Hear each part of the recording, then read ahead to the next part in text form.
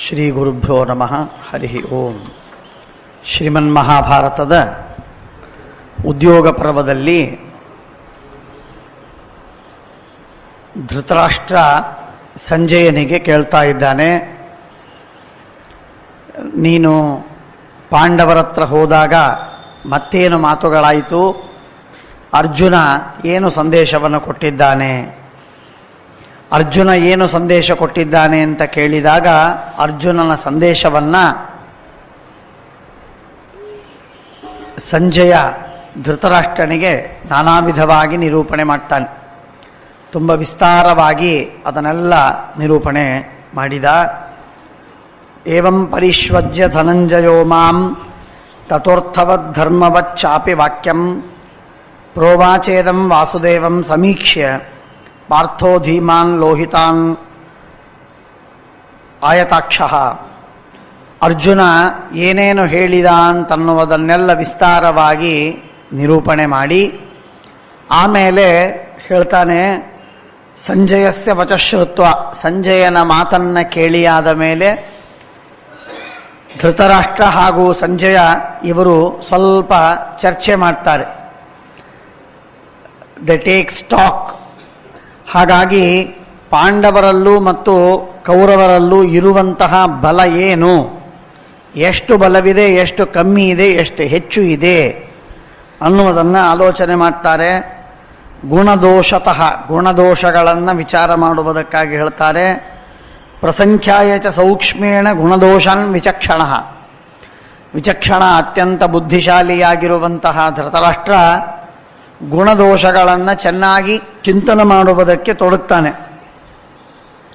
ಯದಾ ತುಮೇನೆ ಭೂಯಿಷ್ಠಂ ತದ್ವಚೋ ಗುಣದೋಷತಃ ಪುನರೇವ ಕುರೂಣಂಚ ಪಾಂಡವಾನಂಚ ಬುದ್ಧಿಮಾನ್ ಶಕ್ತಿಂ ಸಂಖ್ಯಾತು ಮಾರೇಭೆ. ಅವರ ಬಲ ಏನು, ಅವರಲ್ಲಿ ಪ್ಲಸ್ ಪಾಯಿಂಟ್ಸ್ ಏನು, ನಮ್ಮಲ್ಲಿ ನೆಗೆಟಿವ್ ಪಾಯಿಂಟ್ಸ್ ಏನು, ಅಥವಾ ನಮ್ಮಲ್ಲಿ ಏನು ಹೆಚ್ಚು ಶಕ್ತಿ, ಅವರಲ್ಲಿ ಏನು ಕುಂದುಗಳು, ಇವುಗಳನ್ನೆಲ್ಲ ವಿಚಾರ ಮಾಡ್ತಾನೆ. ಆತ್ಮಜೇಶ ಸತ್ಯಂ ಹೇತದಹಂ ಮನ್ಯೆ ಪ್ರತ್ಯಕ್ಷಂ ನಾನುಮಾನತಃ.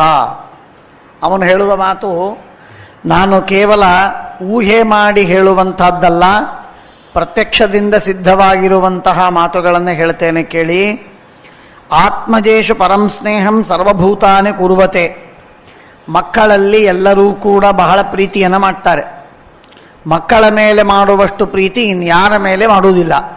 ತತ್ರಾಪಿ ತಾಯಿ ಅಂತನ್ನುವವಳು ಮಕ್ಕಳ ಮೇಲೆ ಅದು ಏನು ಪ್ರೀತಿ ಇರುತ್ತೋ ಅದು ವಿಚಿತ್ರವಾದ ಮೋಹ, ವಿಚಿತ್ರವಾದ ಪ್ರೀತಿ.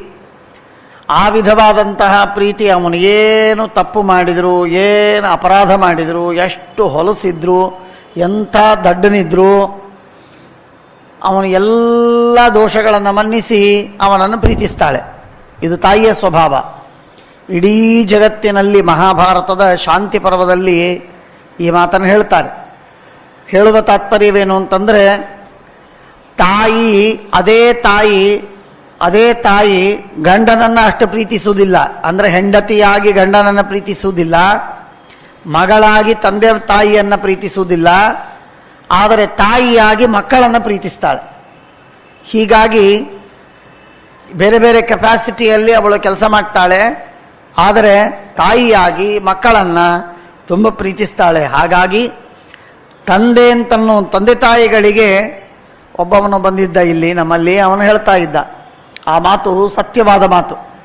ಎಲ್ಲ ತಂದೆ ತಾಯಿಗಳಿಗೂ ಕೂಡ ಮಕ್ಕಳ ಸೌಖ್ಯ ಅಂತನ್ನೋದಕ್ಕಿಂತಲೂ ಹೆಚ್ಚಿನ ಪುರುಷಾರ್ಥ ಇಲ್ಲ. ಮಕ್ಕಳ ಸೌಖ್ಯ ಅಂತನ್ನೋದಕ್ಕಿಂತಲೂ ಅದಕ್ಕೆ ಆನಂದ ಗ್ರಂಥಿ ಅಂತ ಕರೀತಾರೆ ಮಕ್ಕಳಿಗೆ.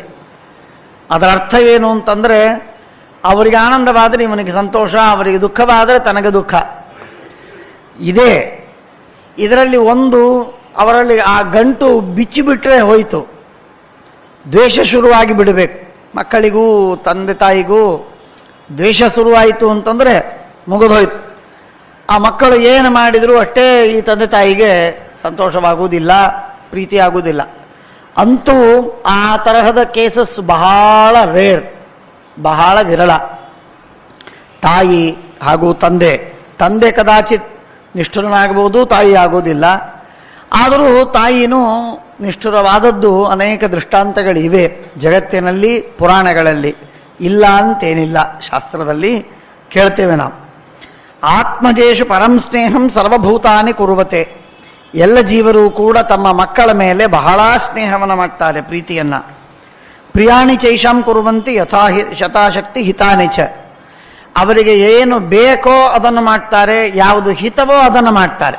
ಎರಡೂ, ಹಿತವಾದದ್ದನ್ನೂ ಮಾಡ್ತಾರೆ ಬೇಡವಾಗಿದ್ರು, ಬೇಕಾದದ್ದನ್ನೂ ಮಾಡ್ತಾರೆ ಅಹಿತವಾಗಿದ್ದರು. ಕೆಲವೊಮ್ಮೆ ಅವರವರ ಮನಸ್ಸು, ಒಮ್ಮೊಮ್ಮೆ ಅವರ ಮನಸ್ಸಿಗೆ ಪ್ರಾಶಸ್ತ್ಯ ಕೊಟ್ಟಾಗ ಪ್ರಿಯವಾದದ್ದನ್ನು ಮಾಡ್ತಾರೆ, ಬುದ್ಧಿ ವಿವೇಕಕ್ಕೆ ಪ್ರಾಶಸ್ತ್ಯ ಕೊಟ್ಟಾಗ ಅವರಿಗೆ ಹಿತವೇನೋ ಅದನ್ನು ಮಾಡ್ತಾರೆ. ಅಂತೂ ತಂದೆ ತಾಯಂದಿರು ಹಿತವನ್ನೋ ಪ್ರಿಯವನ್ನೋ ಮಾಡ್ತಾ ಇರ್ತಾರೆ, ತಮ್ಮ ಶಕ್ತಿ ಮೀರಿ ಮಾಡ್ತಾರೆ. ಏನೆಲ್ಲ ಮಕ್ಕಳಿಗೆ ಓದಿಸುವುದಕ್ಕಾಗಿ ಸಾಲ ಎಷ್ಟು ಪಡಿತಾರೆ, 10 ಲಕ್ಷ 20 ಲಕ್ಷ 40 ಲಕ್ಷ ಸಾಲ ಮಾಡಿ ಮಾಡಿ ಮಕ್ಕಳಿಗೆ ಓದಿಸ್ತಾರೆ. ಮಕ್ಕಳು ಓದಬೇಕು, ಮಕ್ಕಳು ಬುದ್ಧಿವಂತರಾಗಿ ಒಳ್ಳೆ ವಿದ್ಯಾವಂತರಾಗಿ ಭಾರಿ ಗಳಿಸಿ ಸುಖವಾಗಿರಬೇಕು ಅಂತ. ತಾನು ಇಡೀ ಮಕ್ಕಳ ಮದುವೆ ಮಾಡಬೇಕು ಅಂತ ಅನ್ನೋದಕ್ಕಾಗಿ ಒಳ್ಳೊಳ್ಳೆ ಸ್ಥಳ ನೋಡಿ ಅವ್ರಿಗೆ ಮದುವೆ ಮಾಡಬೇಕು, ಅಲ್ಲಿ ಹಣ ಹೆಚ್ಚು ಬೇಕು, ಸಾಲ ಮಾಡ್ತಾನೆ. ಸಾಲ ಮಾಡಿ ಮದುವೆ ಮಾಡ್ತಾನೆ. ಸಾಲ ಮಾಡಿ ಮದುವೆ ಮಾಡೋರನ್ನ ನೋಡ್ತೇವೆ, ಸಾಲ ಮಾಡಿ ಮಕ್ಕಳಿಗೆ ಓದಿಸುವವ್ರನ್ನ ನೋಡ್ತೇವೆ. ಇದೆಲ್ಲ ಏನು ಇಂಡಿಕೇಟ್ ಮಾಡ್ತದೆ ಅಂತಂದ್ರೆ ಮಕ್ಕಳ ಮೇಲೆ ಪ್ರೀತಿ ಇದೆ. ತಮಗೇನೇ ಕಷ್ಟ ಆದರೆ ಆಗಲಿ, ಮಕ್ಕಳಿಗೆ ಆಗೋದು ಬೇಡ ಅಂತನ್ನೋದು ಇದು ಸಾಮಾನ್ಯವಾದದ್ದು. ಏವಮೇವ ಉಪಕರ್ತೃಣಾಂ ಪ್ರಾಯಶೋ ಲಕ್ಷಯಾಮಹೇ ಇಚ್ಛಂತಿ ಬಹುಲಂ ಸಂತಹ ಪ್ರತಿಕರ್ತುಂ ಮಹತ್ಪ್ರಿಯಂ. ಯಾರು ಉಪಕಾರ ಮಾಡಿದ್ದಾನೆ ಆ ಉಪಕಾರ ಮಾಡಿದವನಿಗೆ ಪ್ರತಿಯಾಗಿ ಉಪಕಾರವನ್ನು ಮಾಡಬೇಕು ಅಂತನ್ನೋದು ಕೂಡ ಮನುಷ್ಯನಿಗೆ, ಅನೇಕರಿಗೆ, ವಿವೇಕಿಗಳಿಗೆ, ಸಾತ್ವಿಕರಿಗೆ, ಸಾಧುಗಳಿಗೆ ಅದು ಸ್ವಭಾವವಾಗಿರ್ತದೆ. ಏನೇ ಕಷ್ಟ ಬರಲಿ ಪ್ರತಿ ಉಪಕಾರವನ್ನು ಮಾಡಬೇಕು. ಅಗ್ನಿ ಸಾಚಿವ್ಯ ಕರ್ತ ಸ್ಯಾತ್ ಖಂಡವೇ ತತ್ಕೃತಂ ಸ್ಮರನ್. ಇವತ್ತು ಏನಾಗಿದೆ ಅಂತಂದ್ರೆ, ಇಂದ್ರ ಅರ್ಜುನ ಇಲ್ಲಿ ಯುದ್ಧವಾಡುವುದಕ್ಕೆ ಬಂದಾಗ ಇಂದ್ರ ಸಹಾಯ ಮಾಡದೆ ಇರ್ತಾನೇನೋ? ಇಂದ್ರ ತಂದೆ, ಅರ್ಜುನ ಮಗ, ವಾಯು ತಂದೆ, ಭೀಮ ಮಗ, ಯಮ ತಂದೆ, ಧರ್ಮರಾಜ ಮಗ. ಇವರೆಲ್ಲರೂ ಮಕ್ಕಳು ಯುದ್ಧವಾಡಿ ಕಷ್ಟಪಡ್ತಾ ಇದ್ರೆ ಅವರ ತಂದೆ, ಆ ಎಲ್ಲ ದೇವತೆಗಳು ಅವರು ಸುಮ್ಮನೆ ಕೊಡ್ತಾರ? ಅವರು ಬಂದು ಸಹಾಯ ಮಾಡೋದಿಲ್ಲ.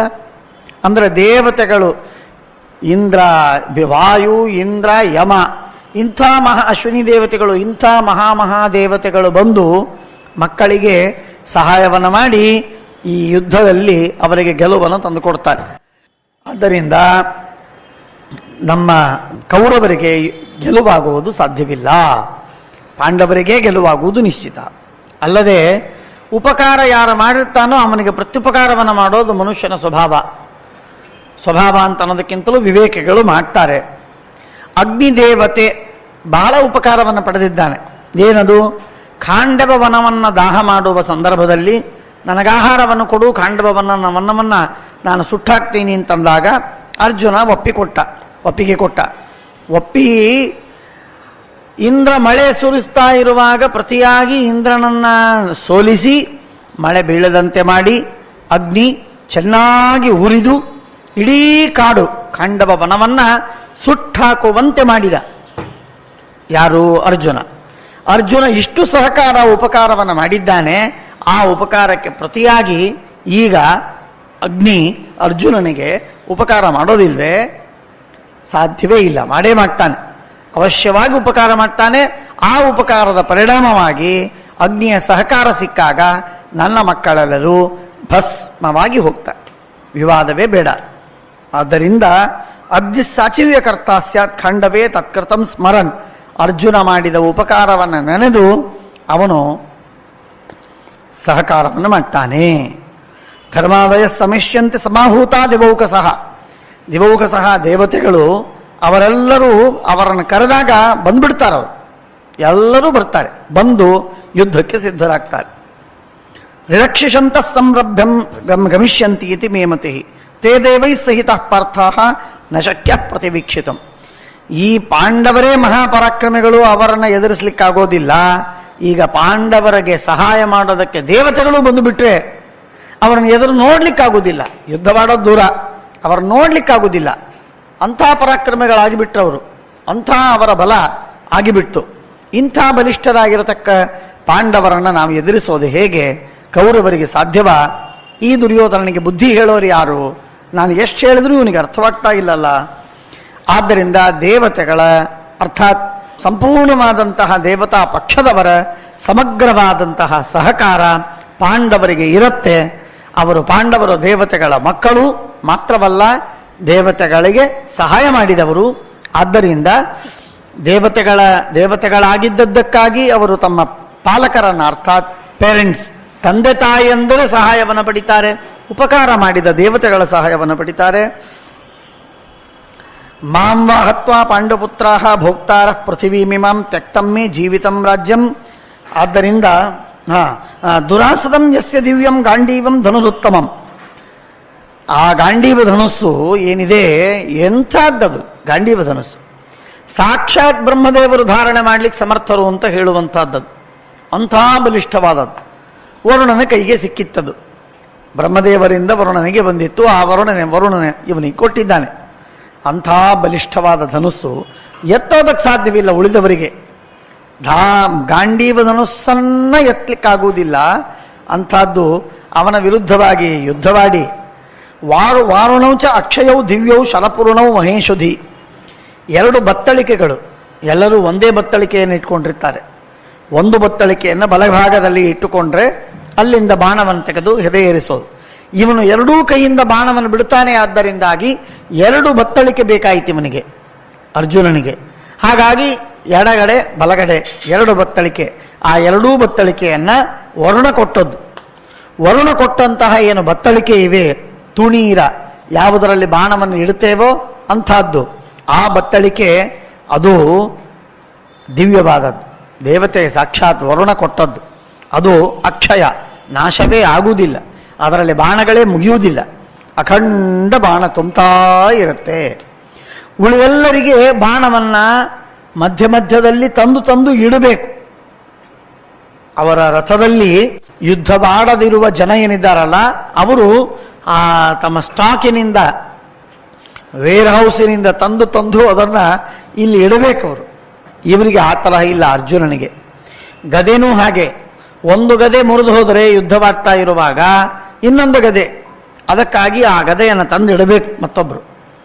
ಖಡ್ಗ, ಗದೆ, ಬತ್ತಳಿಕೆ, ಬಾಣ, ಧನುಸ್ಸು ಇತ್ಯಾದಿ ಎಲ್ಲಗಳನ್ನು ಕೂಡ ಸಪ್ಲೈ ಮಾಡ್ತಿರ್ಬೇಕು. ಹಿಂದಿನಿಂದ ಸಪ್ಲೈ ಮಾಡ್ತಾ ಇರಬೇಕು, ಸದಾಕಾಲ ಸಪ್ಲೈ ಮಾಡ್ತಿರ್ಬೇಕು. ಹಾಗಾಗೇನೆ ಅವರಲ್ಲಿ ಒಂದು ಕ್ರಮ. ಯಾರು ಯುದ್ಧವಾಡ್ತಾ ಇರುವುದಿಲ್ಲ ಅವರ ಮೇಲೆ ಬಾಣವನ್ನು ಬಿಡಬಾರದು. ಹಾಗಾಗಿ ಯಾರು ಈ ಸಪ್ಲೈ ಮಾಡುವ ಜನ ಇದ್ದಾರಲ್ಲ, ಅವರು ಇವರಿಗೇನು ಸಂಬಂಧ ಇಲ್ಲ, ಅವರು ಯುದ್ಧವಾಡುವವರಲ್ಲ, ಅವರ ಮೇಲೆ ಬಾಣ ಬಿಡತಕ್ಕದ್ದಲ್ಲ ಅಂತ ಹೇಳಿ ಬಿಡುವುದಿಲ್ಲ ಅವರು. ಅಂತೆಯೇ ಆ ಕಾರ್ಯ ಅವ್ಯಾಹತವಾಗಿ ನಡೀತಾ ಇರ್ತದೆ. ರಥದಲ್ಲಿ ಅದನ್ನೆಲ್ಲ ಸ್ಟಾಕ್ ಮಾಡಿ ಮಾಡಿ ಮಾಡಿ ಮಾಡಿ ಇಟ್ಕೋಬೇಕು, ಅದನ್ನು ಬಳಸಬೇಕು. ಬಳಸಿದ್ದು ಹಾಳಾಯಿತು, ಹೋಯಿತು. ಹೀಗೆಲ್ಲ ವ್ಯವಸ್ಥೆ ಪ್ರಾಚೀನ ಕಾಲದ ಯುದ್ಧದ ಕ್ರಮ. ವಾರುಣೌ ಚಕ್ಷಯೌ ದಿವ್ಯೌ ಶರಪೂರ್ಣೌ ಮಹೇಶುಧಿ. ಬಹಳ ದೊಡ್ಡದಾದಂತಹ ಬಾಣದ ಬತ್ತಳಿಕೆಗಳು. ವಾನರಶ್ಚ ಧ್ವಜೇ ದಿವ್ಯ, ದಿವ್ಯನಾದ ವಾನರ ಸಾಕ್ಷಾತ್ ಹನುಮಂತ. ನಿಸ್ಸಂಗೋ ಧೂಮವದ್ ಗತಿ. ಧೂಮ, ಹೊಗೆ, ಇಲ್ಲೊಂದು ಕೋಲು ಬಂತು ಅಂತ ಅನ್ನೋದಕ್ಕೆ ಹೊಗೆ ನಿಲ್ಲತ್ತಾ? ಇಲ್ಲ, ಕೋಲು ದಾಟಿ ಹೋಗಿ ಬಿಡುತ್ತದೆ ಹೊಗೆ. ಹಾಗೆ ವಾನರ, ಹನುಮಂತ ದೇವರಿದ್ದಾರಲ್ಲಿ ರಥದಲ್ಲಿ ಕೂತವರು. ರಥದಲ್ಲಿ ಕೂತಂತಹ ವಾನರ ಕಪಿ ಹನುಮಂತ ನಮ್ಮ ನಿಮ್ಮಂತೆ ಅಲ್ಲ. ಏನೋ ಕಂಬ ಬಂತು, ಏನೋ ಗುಡ್ಡ ಬಂತು, ಏನೋ ಕಲ್ಲು ಬಂತು, ತಡೆಗಟ್ಟಿತು, ಅವರು ಬಿದ್ದುಬಿಟ್ರು ಕೆಳಗಡೆ. ಹೀಗಾಗುವುದಿಲ್ಲ. ಅಂಥ ವಿಚಿತ್ರವಾದದ್ದು. ಅರ್ಜುನನ ರಥದಲ್ಲಿ ಮಾತ್ರ ಈ ವ್ಯವಸ್ಥೆ ಇದೆ, ಎಲ್ಲ ರಥಗಳಲ್ಲ. ಎಲ್ಲ ರಥದಲ್ಲಿ ಈ ವಿಧವಾದಂತಹ ಧ್ವಜದಲ್ಲಿ ಈ ತರಹ ಇರುವುದಿಲ್ಲ. ಅದೆಲ್ಲ ಧ್ವಜಗಳು ಬಿದ್ದೋಗುತ್ತೆ. ರಥ ಹೋಗ್ತಾ ಇರುವಾಗ ಮೇಲೊಂದು ಗಿಡ ಬಂದರೆ ಅಥವಾ ಒಂದು ಗುಹೆ ಬಂದರೆ, ಗುಹೆಯ ಕಲ್ಲು ಬಂದರೆ ಕಲ್ಲಿಗೆ ತಟ್ಟಿ ಅದು ಕೆಳಗೆ ಬಿದ್ದೋಗಬೇಕಷ್ಟೇ. ಆದರೆ ಅರ್ಜುನನ ರಥ ಮಾತ್ರ ಹೊಗೆ ಇದ್ದಾಗೆ ಅದೇನು ಬೀಳುವುದಿಲ್ಲ, ಅದು ಮಣಿದು ಬಿಡುತ್ತೆ, ಒಳಗೆ ಇರುತ್ತೆ ಅಷ್ಟೇ. ಎಲ್ಲಿ ಅವಕಾಶ ಸಿಗುತ್ತೋ ಅದು ಮತ್ತೆ ನೆಟ್ಟಾಗೆ ಹೋಗ್ತಿರ್ತದೆ. ಇಷ್ಟು ವಿಚಿತ್ರವಾಗಿರತಕ್ಕಂತಹ ಧ್ವಜ ವಾನರಶ್ಚ ಧ್ವಜೇ ದಿವ್ಯ ನಿಸ್ಸಂಗ ಧೂಮವದ್ಗತಿ ರಥಶ್ಚ ಚತುರಂತಾಯಂ ಯಸ್ಯ ನಾಸ್ತಿ ಸಮಕ್ಷಿತೌ. 4 ಸಮುದ್ರಗಳ ಮಧ್ಯದಲ್ಲಿ ಒಬ್ಬನಿಗೂ ಇಂಥ ರಥ ಇಲ್ಲ. ಇದ್ದಂಥ ರಥ ಇಲ್ಲ. ಅಂಥ ದಿವ್ಯವಾದಂತಹ ರಥವದು. ಬಹಳ ಶ್ರೇಷ್ಠವಾಗಿರುವಂತಹ ರಥವಿದೆ. ಇಷ್ಟೆಲ್ಲ ನಿಮೇಶಾಂತರ ಮಾತ್ರೇಣ ಮುಂಚನ್ ದೂರಂಚ ಪಾತಯನ್. ಒಂದು ಕ್ಷಣದಲ್ಲಿ ಹತ್ರ ಇದ್ದಾನೆ ಅಂದರೆ 2ನೇ ಕ್ಷಣದಲ್ಲಿ ದೂರ ಇರ್ತಾನೆ ಅರ್ಜುನ. ಅಷ್ಟು ಆ ರಥದಲ್ಲಿ ಆ ವಿಧವಾದಂತಹ ಸಾಮರ್ಥ್ಯವಿದೆ. ಉಳಿದೆಲ್ಲ ರಥಗಳಿಗೆ ಇಷ್ಟೆಲ್ಲ ಸುಲಭ ಆಗುವುದಿಲ್ಲ, ಬಹಳ ಶ್ರಮ. ಇಲ್ಲಿ ರಥಕ್ಕೆ ಈ ವಿಧವಾದ ಸೌಕರ್ಯವಿದೆ. ಸದೃಶಂ ಬಾಹುವೀರ್ಯೇಣ ಕಾರ್ತವೀರ್ಯಸ್ಯ ಪಾಂಡವಂ. ಕಾರ್ತವೀರ್ಯಾರ್ಜುನ ಅಂತ ನಾವೇನು ಕೇಳ್ತಾ ಇದ್ವಲ್ಲ ಹಿಂದೆ ನಮ್ಮ ಪ್ರಾಚೀನ ಹಿಂದಿನ ಕಾಲದಲ್ಲಿ, ಅವನಿಗೆ ಸಮಾನವಾದಂತಹ ಬಲ ಈ ಅರ್ಜುನನಿಗೆ. ಅಷ್ಟು ಪರಾಕ್ರಮಿಯಾಗಿದ್ದಾನೆ. ಅಸ್ಯ ಚೇತ್ ಕಲಹಸ್ಯಾಂತಹ ಶಮಾದನ್ಯೋ ನ ವಿದ್ಯತೆ. ಆದ್ದರಿಂದ ಕಲಹ ಮಾಡೋದಾಗಿದ್ರೆ ನಾವೆಲ್ಲ ಸತ್ತೋಗ್ತೇವೆ ಅಂತೇ ಅರ್ಥ. ಅದನ್ನು ಬಿಡಬೇಕು ಅಂತಂದರೆ ಶಾಂತಿ, ಸಮಾಧಾನ, ಪರಸ್ಪರವಾಗಿ ಪ್ರೀತಿಯಿಂದ ಕೂಡಿ ನಾವು ಇರೋದು ಅಂತ ನಿಶ್ಚಯ ಮಾಡಿ ಯುದ್ಧವನ್ನು ಪರಿಹಾರ ಮಾಡಿದರೆ ಮಾತ್ರ ನಾವು ಬದುಕುವುದು ಸಾಧ್ಯ. ಇಲ್ಲದೆ ಇದ್ರೆ ಎಂದಿಗೂ ಯುದ್ಧ ಮುಗಿಲಿಕ್ಕೆ ಸಾಧ್ಯವಿಲ್ಲ. ಇಂಥ ಆಪತ್ತಿದೆ. ಕುರುಭ್ಯೋ ಹಿ ಸದಾ ಮನ್ಯೆ ಪಾಂಡವಾನ್ ಶಕ್ತಿಮತ್ತರಾನ್. ಕೌರವರಿಗಿಂತಲೂ ಪಾಂಡವರ ಶಕ್ತಿ ಹೆಚ್ಚು ಅನ್ನುವುದು ನನಗೆ ಪೂರ್ಣ ಮನವರಿಕೆ ಆಗಿದೆ. ಆದ್ದರಿಂದ ಇದರಲ್ಲಿ ವಿವಾದವೇ ಬೇಡ ಅಂತ ಧೃತರಾಷ್ಟ್ರ ತನ್ನ ಅಭಿಪ್ರಾಯವನ್ನ ಎಲ್ಲ ಆಲೋಚನೆ ಮಾಡಿ ಯುಕ್ತಿಪೂರ್ವಕವಾಗಿ ಈ ರೀತಿಯಾಗಿ ಹೇಳಿ ಅವರ ಬಲ ಹೆಚ್ಚು ಅನ್ನುವುದನ್ನು ಹೇಳ್ತಾ ಇರುವಾಗ ಆ ಸಂದರ್ಭದಲ್ಲಿ ದುರ್ಯೋಧನನಿಗೆ ತುಂಬ ಸಿಟ್ಟು ಬಂತು. ಭಾರೀ ಸಿಟ್ಟು, ಕೋಪ ಬಂದಿದೆ. ಬಂದು ಅವನು ಹೇಳ್ತಾನೆ, ಆದಾಯ ವಿಪುಲಂ ಕ್ರೋಧಂ ಪುನರೇವಯದಮಬ್ರವೀತ್ ಮನ್ಯತೆ ತದ್ಭಯಂ ವೇತು ಭವತೋ ರಾಜಸತ್ತಮ. ಅಪ್ಪ ರಾಜ, ಎಷ್ಟು ಭಯಗೊಂಡಿದ್ದಿ, ಎಷ್ಟು ಭಯ, ಎಷ್ಟು ಭೀತಿ. ಪಾಂಡವರು ಅಂದ್ರೆ ಏನಂತೆ ತಿಳಿದಿದ್ದಿ? ಪಾಂಡವರು ಅಂದ್ರೆ ಏನಂತೆ ತಿಳಿದಿದ್ದೀಯಾ? ಅವರು ನಮ್ಮಂತೆ ಮಾನವರೇ. ಯಾಕಷ್ಟೆಲ್ಲ ಭಯವನ್ನು ನೀವು ಅವರ ಬಗ್ಗೆ ನೀನು ವಹಿಸ್ತಾ ಇದ್ದಿ? ಇಲ್ಲ, ದೇವತೆಗಳು ಸಹಾಯ ಮಾಡ್ತಾರೆ, ಆದ್ದರಿಂದ ಆ ದೇವತೆಗಳ ಸಹಾಯ ಬಂದ ಮೇಲೆ ಪಾಂಡವರು ಮಹಾಬಲಿಷ್ಠರಾಗಿ ಬಿಡ್ತಾರೆ ನಮಗಿಂತಲೂ, ಆದ್ದರಿಂದ ಅವರ ಜೊತೆಗೆ ಯುದ್ಧ ಮಾಡಲಿಕ್ಕೆ ಆಗುವುದಿಲ್ಲ. ಇದು ನಮ್ಮ ಮನಸ್ಸಿನಲ್ಲಿ ಆತಂಕ ಅಂತ ಹೇಳಿದರೆ ಆಗ ದುರ್ಯೋಧನ ಹೇಳ್ತಾನೆ, ಅವನು ತನ್ನ ವಾದವನ್ನು ಹೇಳ್ತಾನೆ. ನೋಡಿ ಹೇಗಿದೆ. ಅಕಾಮದ್ವೇಷ ಸಂಯೋಗ ಲೋಭಾದ್ರೋಹಚ್ಚ ಭಾರತ ಉಪೇಕ್ಷಯಾಚ ಮಾಂ ಭಾವಾನಾಂ ದೇವಾದೇವಾತ್ಮಪ್ನವನ್. ದೇವತೆಗಳು ಬಂದು ಈ ಪಾಂಡವರಿಗೆ ಸಹಾಯ ಮಾಡ್ತಾರೆ ಅಂತ ನೀನು ಹೇಳ್ತಾ ಇದ್ದಿ. ಇದು ತಪ್ಪಿದು. ಯಾರು ಹೇಳಿದ್ರೆ ದೇವತೆಗಳ ಸಹಾಯ ಮಾಡ್ತಾರೆ ಅಂತ ನೀನು ತಿಳಿದಿದ್ದಿ, ಭ್ರಾಂತಿ ಅದು. ದೇವತೆಗಳಾಗಬೇಕಾದರೆ ಕಾಮ ಇರಬಾರದು, ಕ್ರೋಧವಿರಬಾರದು, ದ್ವೇಷವಿರಬಾರದು, ಲೋಭವಿರಬಾರದು, ದ್ರೋಹ ಮಾಡಬಾರದು. ಜಗತ್ತಿನ ವಸ್ತುಗಳೇನಿವೆಯಲ್ಲ, ಈ ಎಲ್ಲ ವಸ್ತುಗಳ ವಿಷಯದಲ್ಲಿ ಉದಾಸೀನರಾಗಿರ್ತಾರವರು. ಇಬ್ಬರು ಯಾರೋ ಜಗಳಾಗ್ತಾ ಇದ್ದಾರೆ ಅಂದರೆ ಅವರ ಮಧ್ಯದಲ್ಲಿ ದೇವತೆಗಳು ಬರುವುದಿಲ್ಲ. ಹಾಗೆ ಬರೋದಿಲ್ಲ ಅಂತ ಅನ್ನೋದಕ್ಕಾಗಿ ಆ ದೇವತೆಗಳಾಗಿದ್ದಾರೆ. ಆ ದೇವತೆಗಳಾಗಬೇಕಾದ್ರೆ ಇವೆಲ್ಲ ಪ್ರೀ ಕ್ವಾಲಿಫಿಕೇಶನ್ಸ್. ಅವರು ನಮ್ಮಿಬ್ಬರ ಅಣ್ಣ ತಮ್ಮಂದಿರ ಜಗಳದ ಮಧ್ಯದಲ್ಲಿ ಅವರು ಬಂದು ಯಾಕೆ ನಮ್ಮನ್ನ ಸೋಲಿಸ್ತಾರೆ, ಅವರನ್ನ ಯಾಕೆ ಬದುಕಿಸ್ತಾರೆ ಅಥವಾ ಗೆಲ್ಲಿಸ್ತಾರೆ? ಏನು ಸಂಬಂಧ ಇಲ್ಲ. ಇದೆಲ್ಲ ವಿನಾಕಾರಣವಾಗಿ ನಿನ್ನ ಹ್ಯಾಲ್ಯೂಸಿನೇಷನ್ಗಳು, ತಪ್ಪು ತಿಳಿದುಕೊಂಡಿದ್ದಿ ಅಪ್ಪ. ಏನು ಈ ತರಹ ಏನೂ ಇಲ್ವೇ ಇಲ್ಲ, ಸಂಬಂಧವೇ ಇಲ್ಲ. ಅಕಾಮ ದ್ವೇಷ ಸಂಯೋಗ ಬಹಳ ಮಹತ್ವದ ಮಾತು ನೋಡಿ.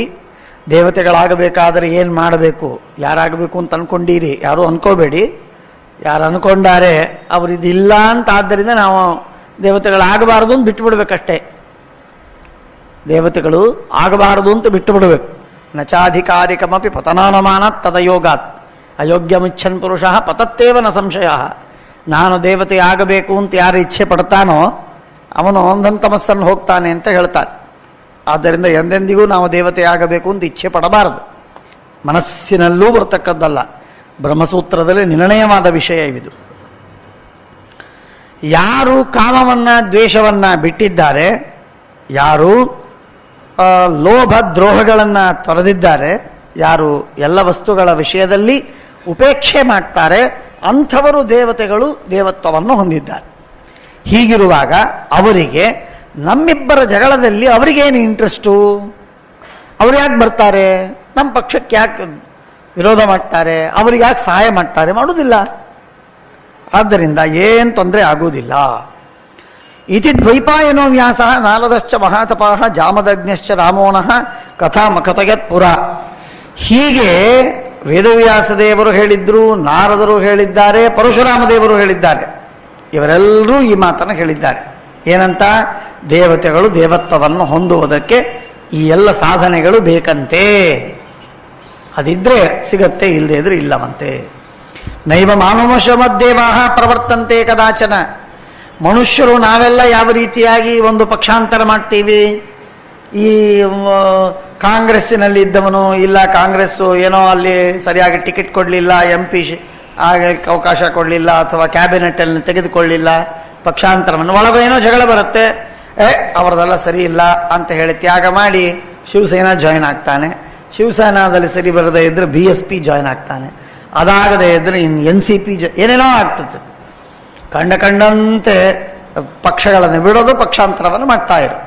ತಮ್ಮ ಸ್ವಾರ್ಥಕ್ಕಾಗಿ ಪಕ್ಷಾಂತರವನ್ನು ಮಾಡ್ತಾ ಇರ್ತಾರೆ. ಹಿಂದಿನ ದಿವಸ ಪ್ರವಚನ ಕೊಟ್ಟಿರ್ತಾನೆ, ಇಲ್ಲಿ ಗಟ್ಟಿಯಾಗಿ ಉಪನ್ಯಾಸ ಮಾಡಿರ್ತಾನೆ, ಓಪನ್ ಸಭೆಯಲ್ಲಿ ಭಾರಿ ಸಮರ್ಥನೆ ಮಾಡಿರ್ತಾನೆ. ಮಾರನೇ ದಿವಸ ಏನಾಯ್ತು ಗೊತ್ತಿಲ್ಲ, ರಾತ್ರಿ ಎಲ್ಲ ಅಸ್ತವ್ಯಸ್ತವಾಯಿತು, ಅವನಿಗೇನು ಅವಕಾಶ ಸಿಗಲಿಲ್ಲ, ಕಿತ್ತಾಕ್ಬಿಟ್ರು, ಮುಗಿದೋಯ್ತು. ಹೀಗೆಲ್ಲ ಈ ತರಹ ದೇವತೆಗಳು ಮಾಡ್ತಾರ? ಮಾಡುವುದಿಲ್ಲ. ನೈವ ಮಾನುಷವದ್ದೇವಾ ಪ್ರವರ್ತಂತೆ ಕದಾಚನ ಕಾಮಾತ್ ಕ್ರೋಧಾತ್ ತಥಾ ಲೋಭಾತ್ ದ್ವೇಷಾಚ್ಚ ಭರತರ್ಷಭ. ಕಾಮ, ಕ್ರೋಧ, ಲೋಭ, ದ್ವೇಷ ಇವುಗಳಿಂದ ಅವರೆಂದೂ ಪ್ರವೃತ್ತರಾಗುವುದಿಲ್ಲ. ರಾಗದ್ವೇಷಗಳಿರುವುದಿಲ್ಲ ಅವರಿಗೆ.